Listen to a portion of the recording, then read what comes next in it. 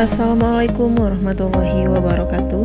Kami dari kelompok 2 kelas D. Di sini kami akan membuat video pembuatan herbarium basah untuk memenuhi tugas mata kuliah taksonomi tumbuhan rendah dengan dosen pengampu Ibu Aulia Novitasari, Magister Pendidikan.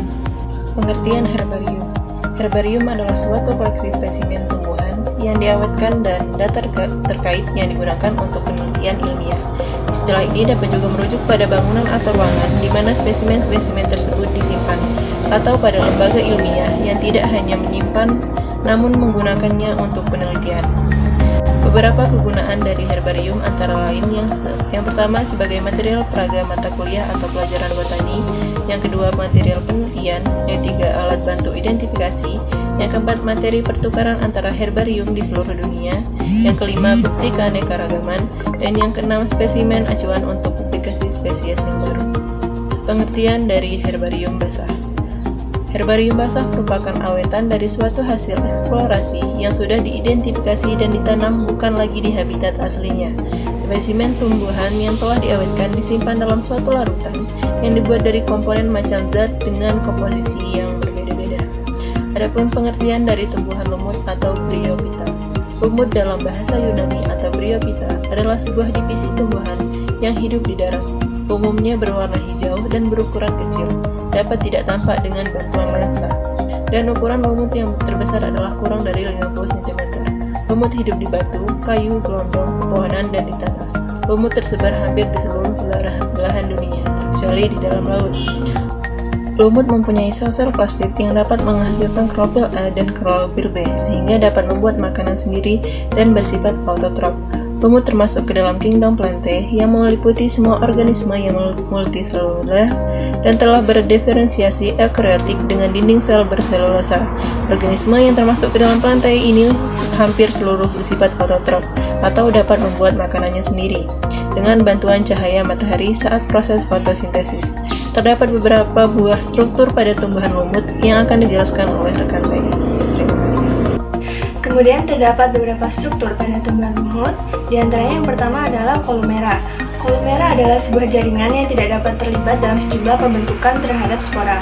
Kemudian yang kedua ada seta atau batang, ada apofisis yakni dapat diperlebar di bagian ujung dan dapat dilengkapi dengan sebuah kotak spora pada transisi.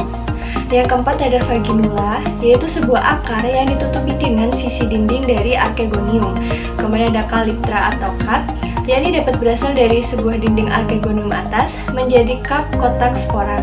Adapun taksonomi dari tumbuhan lumut, superdomain biota, superkerajaan Eukaryota, kerajaan Plantae, subkerajaan Viridiplantae, infrakerajaan Streptophyta, superdivisi Embryophyta, dan divisi Bryophyta.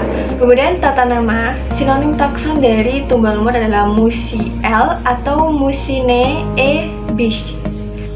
Adapun beberapa kelas di dalam Bryophyta ini adalah Tachyopsida, Sphagnopsida, Andreopsida, Andreobryopsida, Odipodiopsida, Polytrichopsida, Tetrapidopsida, dan Bryopsida. Baiklah, materi selanjutnya mengenai habitat lumut. Lumut daun dapat tumbuh di tanah-tanah gundul yang secara periodik mengalami kekeringan, di atas pasir bergerak, di antara rumput-rumput, di atas batu cadas, batang pohon, di rawa-rawa, dan sedikit yang terdapat di dalam air. Kebanyakan lumut ini tumbuh di rawa-rawa yang membentuk rumpun atau bantalan yang tiap tahunnya tampak bertambah luas. Sedangkan bagian bawah yang ada di dalam air mati berubah menjadi gambut yang membentuk tanah gambut. Karena habitatnya sangat luas, maka tubuhnya pun mempunyai struktur yang bermacam-macam.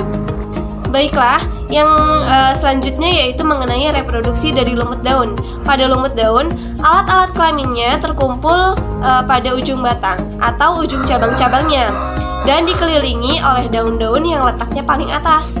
Ada lumut daun berumah satu, yaitu jika terdapat antheridium dan archegonium, sedangkan yang bersifat berumah dua, jika kumpulan antheridium dan archegonium terpisah tempatnya. Apabila antheridium ini sudah masak, maka akan membuka pada ujungnya. Hal ini terjadi karena sel-sel dinding yang letaknya di ujung menjadi berlendir dan mengembang sehingga kutikulanya pecah. Hal tersebut juga terjadi pada Archegonium yang sel telurnya telah siap untuk dibuahi. Pada Archegonium, tepi bagian dindingnya terbuka dan akan membengkok keluar dan terbentuk seperti corong. Apabila ada hujan, air ini sangat membantu spermatozoid menuju sel telur. Dan sel telur ini menghasilkan sakarose untuk menarik spermatozoid dan gerakannya disebut sebagai gerak kemotaksis. Spesimen yang dipakai yaitu lumut daun atau divisi Bryophyta. Pastikan lumut daun sudah dicuci bersih dan dikeringkan menggunakan tisu.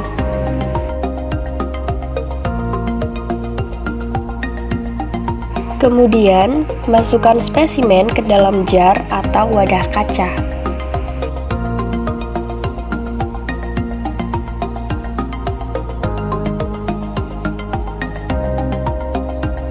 Selanjutnya, tuangkan secara perlahan larutan alkohol 95% yang sudah dicampur Aquades dengan ukuran 70% alkohol dan 30% Aquades.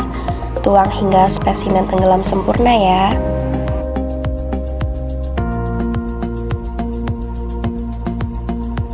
Lalu, tutup wadah hingga rapat.